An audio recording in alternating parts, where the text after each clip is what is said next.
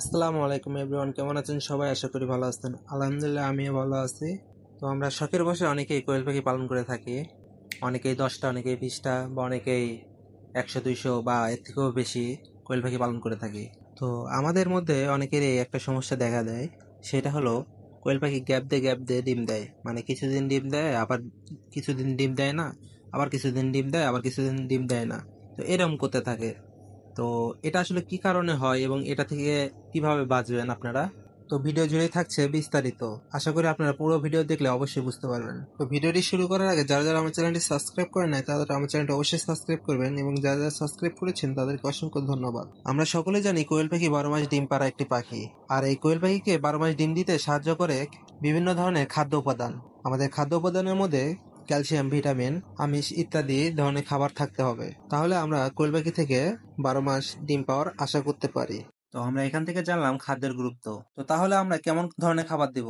আমরা সকলে ফিড খাওয়াই থাকি। তো কেউ আছে কিছু টাকা বাঁচানোর জন্য কম দামে ফিড খাওয়ায়, এবং কেউ আছে ভালো ফিড খাওয়ায়। তো যে ভালো ফিড খাওয়ায় সে অবশ্যই ভালো ডিমের প্রোডাকশন পাবে, এবং যে ওই 2 টাকা বাঁচানোর জন্য নিম্নমানের ফিড খাওয়ায় তারা এইভাবে গ্যাপ দেওয়া ভাবে ডিম পাবে। তো আমরা 2 টাকা বাঁচানোর জন্য কখনোই খারাপ ফিড কিনবো না। তো আমরা সবসময় চেষ্টা করবো নারিশ কোম্পানির ফিড অথবা আরো বিভিন্ন ধরনের ভালো যে কোম্পানিগুলো আছে সেগুলোর ফিড খাওয়ানোর। তো আমি মনে করি বেস্ট নারিশ কোম্পানি। তারপর আমি এখানে কোনো প্রমোট করতেছি না, আরো আছে বিভিন্ন ধরনের ফিটের কোম্পানি। আপনারা দেখবেন ফিটের বস্তার গায়ে বিভিন্ন ধরনের উপাদানের কথা লেখা আছে।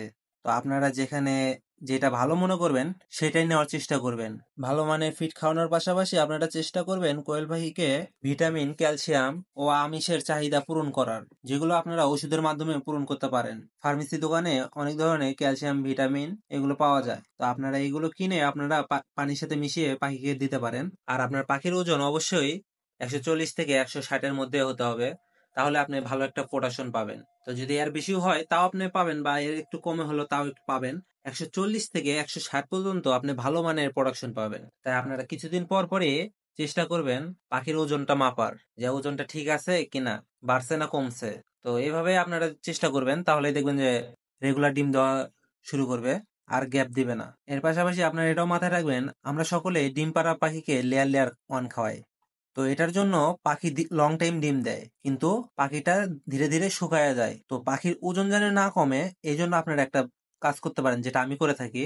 কোয়েল পাখির খাদ্যের সাথে মানে লেয়ার লেয়ার অনের সাথে আমি ব্রয়লার স্ট্যাটার মিশাই। তো আমি এখানে 3 ভাগ করেছি, 2 ভাগ দিয়ে হচ্ছে লেয়ার লেয়ার অন, 1 ভাগ দিয়ে হচ্ছে ব্রয়লার স্ট্যাটার। তো এই ক্ষেত্রে কি হয়, আমার কোয়েল পাখির ওজনটা ঠিকঠাক থাকে। তো আপনারাও চেষ্টা করবেন 2 ভাগ লেয়ার লেয়ার এবং 1 ভাগ ব্রয়লার স্ট্যাটার দেওয়ার। দেখবেন যে আপনার পাখির ওজনটা একদম ঠিকঠাক আছে। তো আশা করি আপনাদেরকে বোঝাতে পেরেছি। তো আজকের মতো ভিডিও এই পর্যন্তই। সকলে ভালো থাকবেন, সুস্থ থাকবেন। আল্লাহ হাফেজ। আসসালামু আলাইকুম।